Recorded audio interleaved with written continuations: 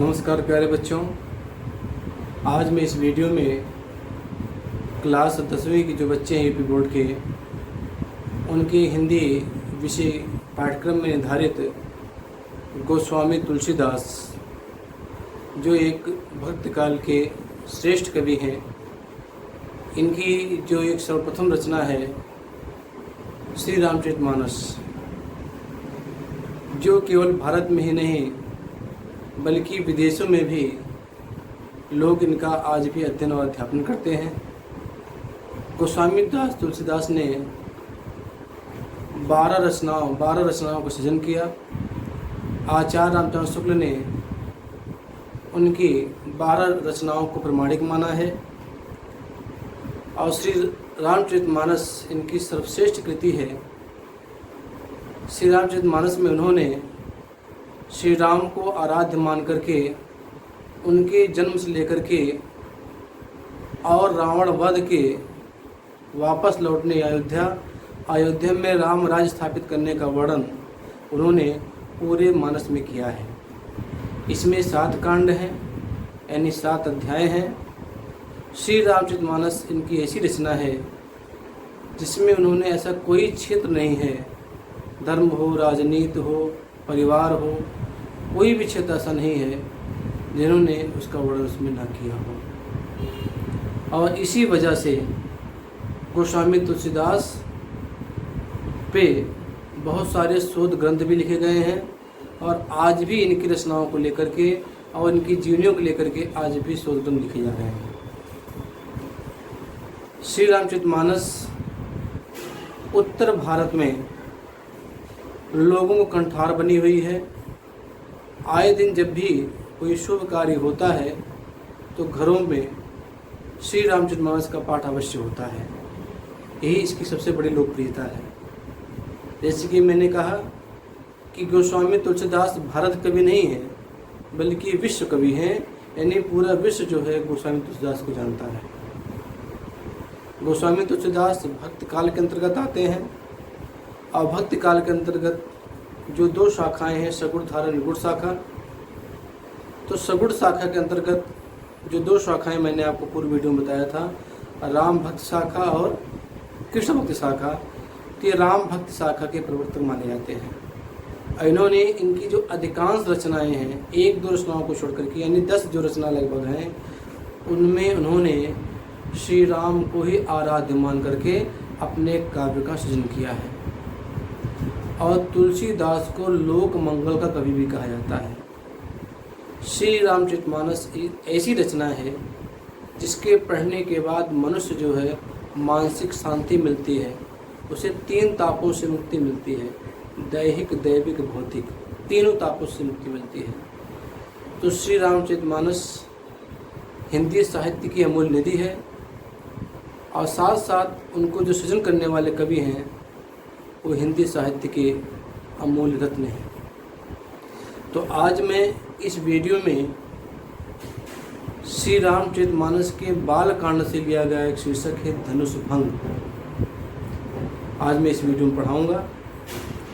तो आपके सिलेबस में धनुष भंग दोहा संख्या 1 से लेकर के 7 तक आपके सिलेबस निर्धारित हैं, लेकिन मैं इस वीडियो में केवल दोहा संख्या 1 से लेकर 4 तक ही व्याख्या करूंगा, क्योंकि 7 की व्याख्या करना वीडियो बहुत लंबा हो जाएगा, जिससे बच्चों के अंदर एक निरस्ता पैदा होती है और वो जो है काफ़ी लंबे समय तक व्याख्या पढ़ते हैं तो उनके लिए बोझिल भी हो जाता है।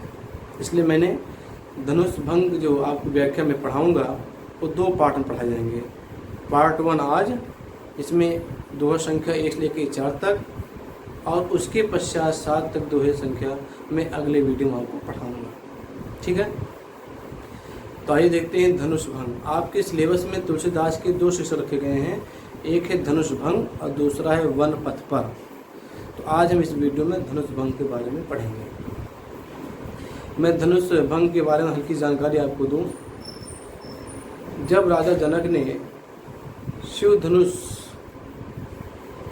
तोड़ने के लिए स्वयंवर रचा था कि जो भी शिव धनुष को तोड़ेगा मेरी पुत्री यानी सीता का विवाह जो है उसी व्यक्ति से होगा, यानी सीता जी उसी के गले वरमाला डालेंगे।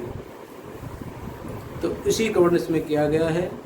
तो तो राजा जनक ने दूर दूर देशों के राजाओं को, भारत देश के राजाओं को बुलाया था, आमंत्रित किया था, लेकिन बहुत सारे राजा आए, इसमें रावण भी था, बाणासुर भी था और बड़े बड़े राजा भी थे जिन्होंने शिव धनुष को तोड़ने का प्रयास किया, लेकिन वो छू भी नहीं पाए, यानी हिला भी नहीं पाए।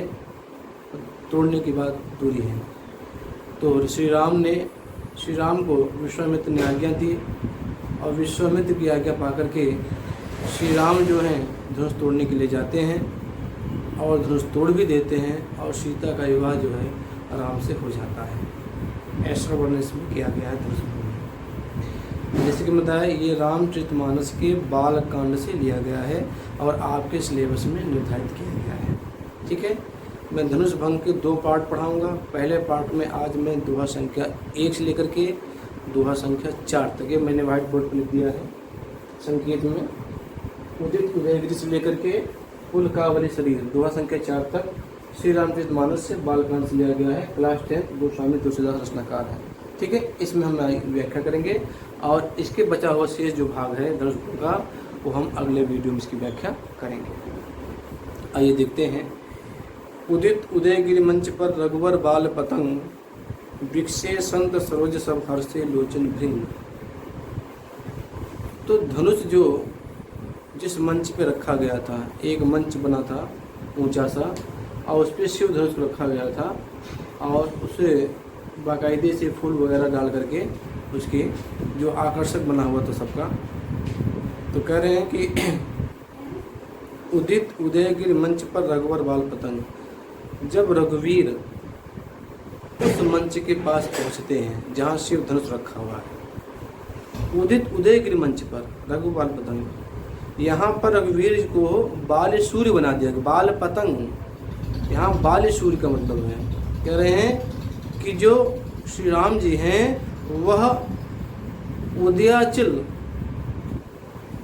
पर्वत उसे कहते हैं जहाँ पर सूर्य निकलता है और सूर्य की किरणें सर्वप्रथम जिस पर्वत पर पड़ते उसे उदयाचल ऐसी कल्पना की गई है। तो कह रहे हैं कि मंच क्या है, उदयाचल पर्वत है और राम जो है बाल सूर्य है। समझ गए कि कह रहे हैं उदयाचल पर्वत रूपी मंच पर बाल सूर्य रूपी रघुवीर खड़े हुए हैं और वृक्षे संत सरोज सब हर्षे लोचन भृंग। जिस प्रकार सूर्य के उदय होने से सरोवर में कमल खिल जाते हैं और कमल के पराग कोशों में जो भौरे बंद रहते हैं, जो खिल जाते हैं तो भी प्रसन्न हो जाते हैं, ठीक उसी प्रकार जब उस मंच पर श्री राम जब खड़े हुए तब वृक्षे संत सरोज सब, वहाँ पर जितने भी संत समाज थे वो कमल की तरह खिल गए। हर्षे लोचन भृंग, और उनके नेत्र जो है भौरों की तरह आनंदित हो गए। जिस प्रकार कमल खिलने से उसके अंदर जो बंद भौरा रहता है, जब कमल खिल जाता है तो भौरा प्रमुदित हो जाता है, प्रसन्न हो जाता है। उसी प्रकार जब लोग संत समाज ने, जो ऋषि मुनियों ने जब श्री राम को मंच पर खड़ा हुआ देखा, जिन्हें विश्वास था कि राम ही शिव धनुष तोड़ेंगे, वो जो है प्रमुदित हो गए, प्रसन्न हो गए, हर्षित हो गए। आइए देखिए। निपुण केर आशा निसनासी, बचन नखत अवलीन प्रकाशी, माने महिकुमो सुखचाने, कपटी भूप लुक लुकाने। निपुण केर आशा निसनासी, जब श्री राम उस मंच के पास खड़े हो गए जहाँ शिव धनुष रखा हुआ था, तो जितने भी राजा लोग बैठे हुए थे, निपुण केर आशा निसनासी, उनकी आशा रूपी रात्रि क्या हो गई, नष्ट हो गई। जो इस आशा से बैठे हुए थे कि सीता जी मेरी पत्नी बनेंगी, और वह आशा अभी उनकी बाकी थी, लेकिन उम्मीद अभी बाकी थी, लेकिन जब श्री राम को उन्होंने मंच के पास देखा तो उनकी जो आशा रूपी जो रात थी, जो उम्मीद लगा रखे थे कि सीता मेरी पत्नी बनेगी, वो आशा रूपी रात्रि क्या हो गई, नष्ट हो गई।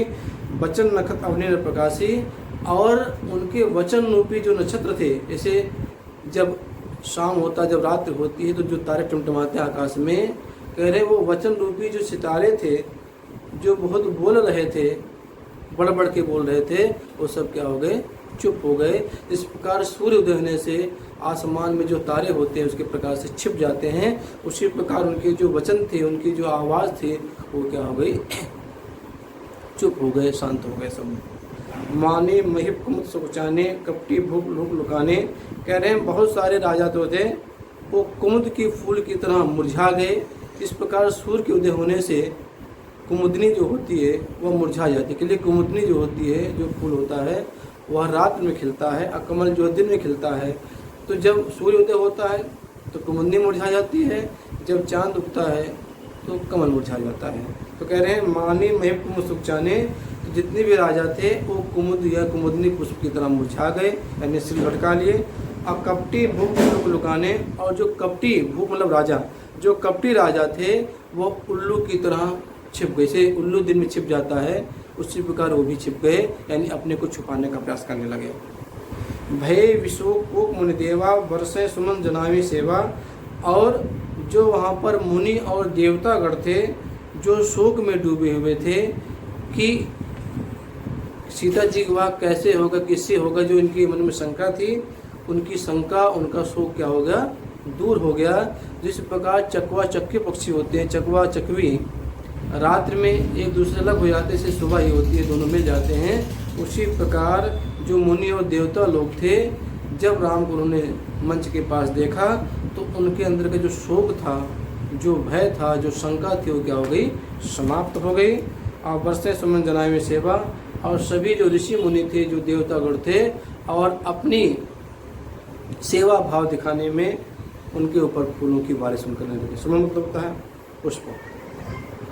गुरुपद बंद सहित अनुरागा, राम मुनि सन आयुष मांगा। फिर जो है राम जो है अपने गुरु के पैर की वंदना करके, यानी चरण स्पर्श करके प्रेम से, सहित अनुरागा, अनुरागा मतलब प्रेम सहित, अपने गुरु के पैरों की वंदना करके, यानी चरण स्पर्श करके प्रेम सहित राम मुनि सन आयुष मांगा। और राम अपने गुरु से और वहाँ जो मुनि लोग, ऋषि मुनि जो बैठे हुए थे, सबसे आदेश यानी आज्ञा ली। ये इनकी विनयशीलता का प्रमाण है राम के। सहज चले सकल जग स्वामी, मत मंज वर गुंजर गामी। तुलसीदास जी कहते हैं कि सहज चले सकल जग स्वामी, जो जग मतलब संसार, जो संसार के स्वामी हैं, जो संसार के स्वामी हैं, वो जो है सहज चाल से चले। जो संपूर्ण संसार के स्वामी हैं वो सहज चाल से चले। मत मंज वर गुंजर गामी, यानी जिस प्रकार श्रेष्ठ सुंदर हाथी होता है, वह जब चलता है तो उसकी मदमस्त माल चाल होती है, उसी प्रकार श्रेष्ठ हाथी की चाल की तरह श्री राम जी हुए, जहाँ शिव धनुष रखा हो तो मंच पर उसके पास चले।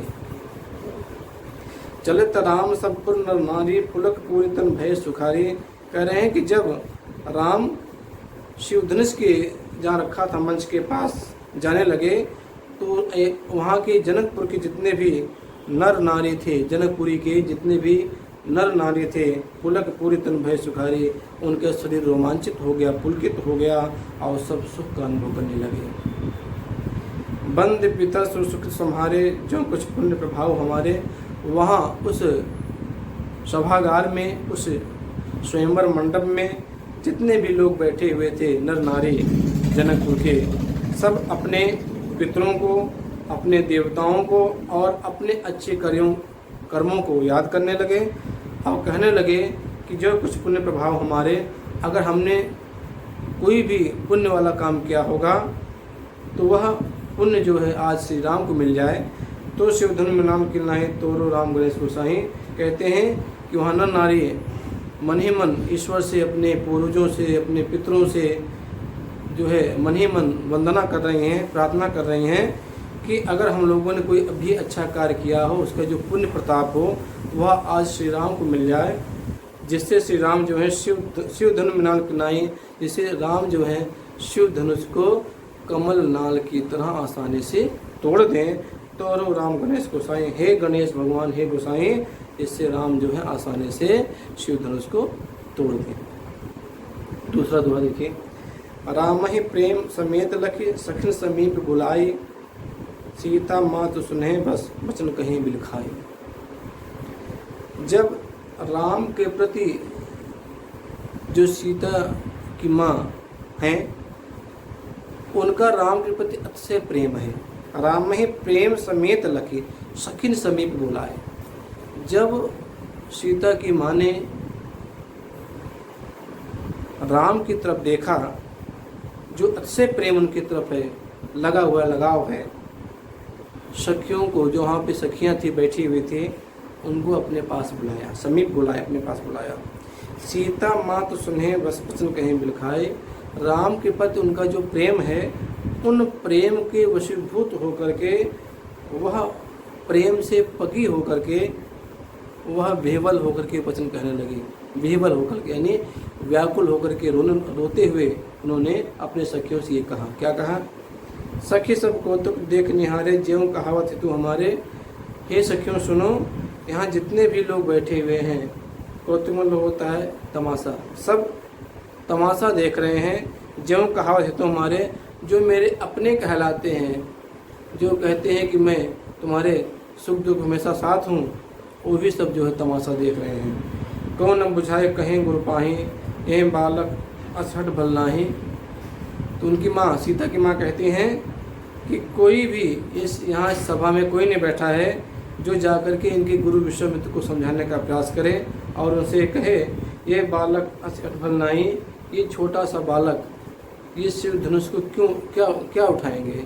जो बड़े बड़े राजा महाराजा जो है नहीं उठा पाए, छू भी नहीं पाए, टस मस नहीं कर पाए, ये छोटा सा बालक के हाथों में शिव धनुष देना, ये कहाँ की हठ धर्मिता है, ये उचित नहीं है। कोई जाकर के विश्वामित्र को समझाने का प्रयास करे। ऐसी सीता की माँ कह रही है, उनके मन में विचार है। रावण बाण छुआ नहीं चापा, हारे सकल भोग कर दापा। सीता की माँ कहती हैं अपने सखियों से, जिस शिव धनुष को रावण बाण, रावण जैसा योद्धा, बाणासुर लोग, चापा मतलब धनुष, जैसे रावण ने और बाणासुर जैसे योद्धाओं ने जिस धनुष को छू नहीं पाए, हारे सकल भोग कर दापा। और जितने भी राजा महाराजा यहाँ पर आए हुए थे, सारे राजा महाराजा का घमंड क्या हो गया, चकना चूर हो गया। सो धनराज कौन कहते हैं, बाल मलाल के बंदर ले हैं।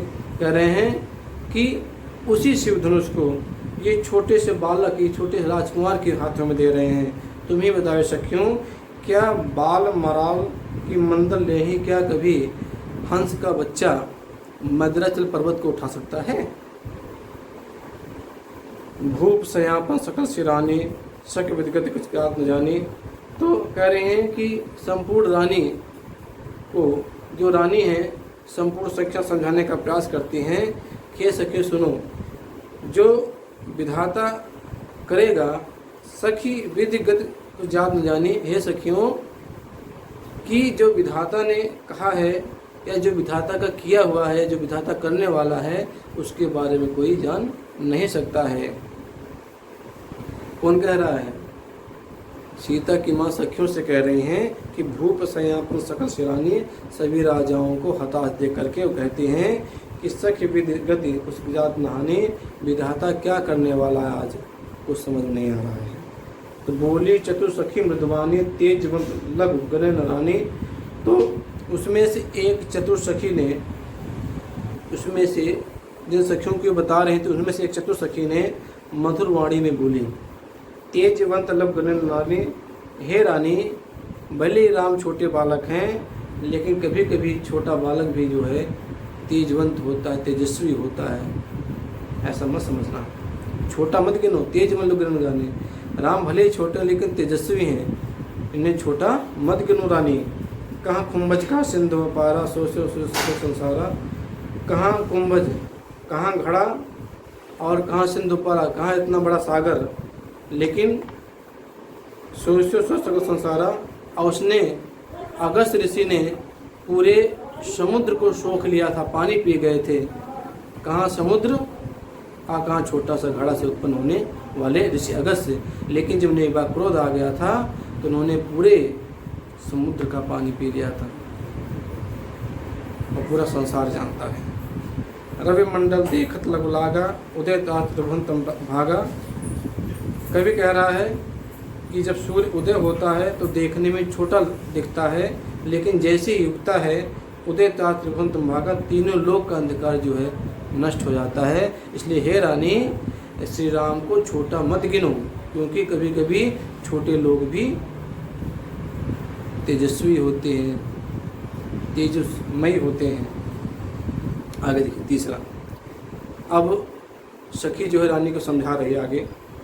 मंत्र परम लघु जास बस विधि हरि हर सुर गर्भ। मंत्र परम लघु जास बस विधि हरि हर सुर सर्व। महामत गजराज गम बस कर अंकुश खर्व। सखी जो है सीता की माँ को समझाने का प्रयास कर रही है कि हे माँ, हे रानी, कि छोटा से एक मंत्र होता है, परम मंत्र, एक छोटा सा मंत्र होता है, लघु छोटा सा, जास बस विधि हरि हर सुर सर्व। कह रहे हैं एक छोटा सा मंत्र होता ओम का, जो जिस मंत्र ने विधि मतलब ब्रह्मा, हरि मतलब विष्णु, हर मतलब शिव, सुर मतलब देवता, मतलब ब्रह्मा को, विष्णु को, शिव को और सभी देवताओं को अपने वश में कर। एक छोटा सा मंत्र, एक छोटा सा मंत्र में इतनी ताकत है कि ब्रह्मा जी को, विष्णु जी को, शिव जी को और सभी देवताओं को अपने वश में कर रखा है, वो भी तो छोटा है। महामत गजराज कहूँ बस अंकुश खर्व। और नहीं, एक बड़ा एरावत जो हाथी होता है, उसका जो महावत होता है, हाँकने वाला जो होता है, एक लोहे के अंकुश से उसे कंट्रोल कर लेता है, उसे नियंत्रण रखता है, वो भी तो छोटा होता है।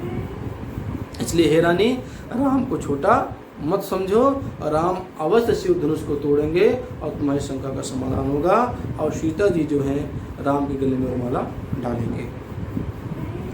आगे समझा रही हैं, और काम कुसुम धन सहायक लेने सकल भुवन अपने बस कीने। हे रानी, ये नहीं, जो कामदेव हैं, कामदेव जो देवता हैं, कुसुम धन सहायक लेने, कुसुम मतलब पुष्प, धन मतलब होता धनुष, उनके पास जो है पुष्प का धनुष है, उसी पुष्प धनुष से उन्होंने सकल भुवन अपने बस कीने, संपूर्ण संसार को अपने बस में कर रखा, केवल पुष्प के धनुष के द्वारा। देव तजे संशय असजानी भंजब धनुष राम सुन रानी। हे रानी सुनो, हे देवी सुनो, राम जो है भंजब धनुष राम सुन रानी, हे राम शिव धनुष को अवश्य तोड़ेंगे। इसलिए हे रानी, अपने अंदर जो राम के प्रति जो संशय है उसे त्याग दो, उसे त्याग दो, तुम्हारा संशय करना गलत है। सखी वचन सुन भय प्रतीति मिटा विषाद पढ़ी प्रीति।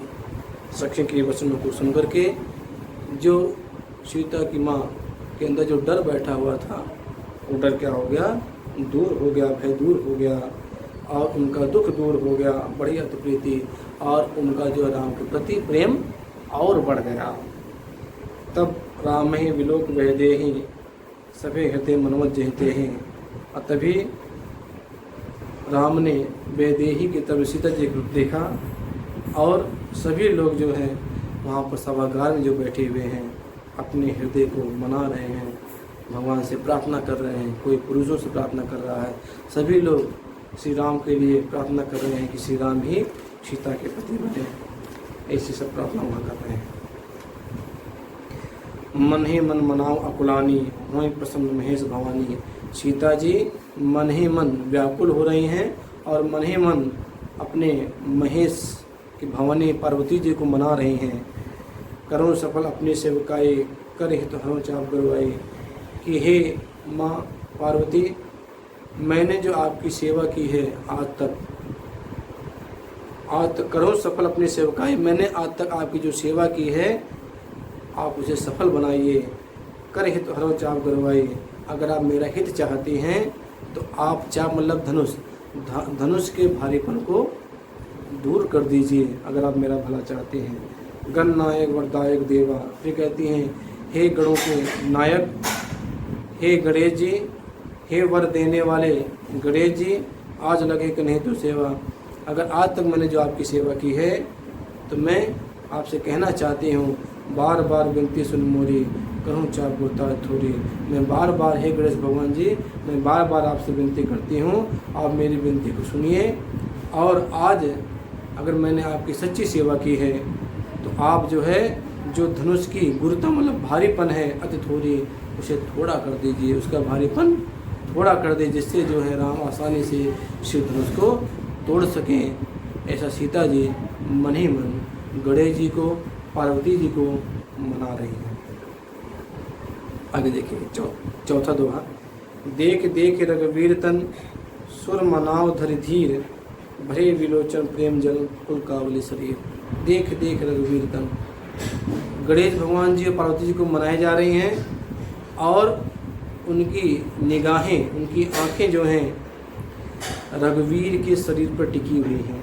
सुर मनाव धरि धीर, रघुवीर के शरीर पर उनकी निगाहें टिकी हुई हैं सीता जी की, और सुर मनाव धरि धीर, और हृदय में धैर्य धारण करके देवताओं को मनाए जा रहे हैं। हरे विलोचन प्रेम जल, और उनके आंखों में प्रेम के आंसू हैं। विलोचन मतलब नेत्र।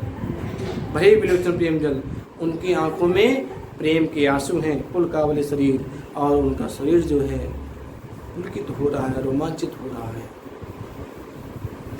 तो प्यारे बच्चों, आज मैंने आपको गोस्वामी तुलसीदास द्वारा रचित जो श्री रामचरितमानस रचना है, उनके बाल कांड से जो लिया गया धनुष भंग शीर्षक आपके सिलेबस में निर्धारित है, उसका पार्ट 1 मैंने आपको पढ़ाया। दोहा संख्या 1 से लेकर के दोहा संख्या 4 तक इस वीडियो में पढ़ाया। और मुझे उम्मीद है कि आपको वीडियो जरूर पसंद आएगा। अगर पसंद आए तो लाइक करना बिल्कुल ना भूलें। अगर अभी तक आपने मेरे चैनल को सब्सक्राइब नहीं किया है, प्लीज़ सब्सक्राइब करें, जिससे आपको आने वाले समय में अच्छी अच्छी बातें और हिंदी साहित्य संबंधित और हिंदी व्याकरण संबंधित जानकारी हासिल होती रहे। आज के बस इतना ही, और नेक्स्ट पार्ट धनुष भंग का नेक्स्ट पार्ट जो है मैं जल्दी ही इस वीडियो में लेकर आऊँगा, अगले वीडियो में लेकर आऊँगा।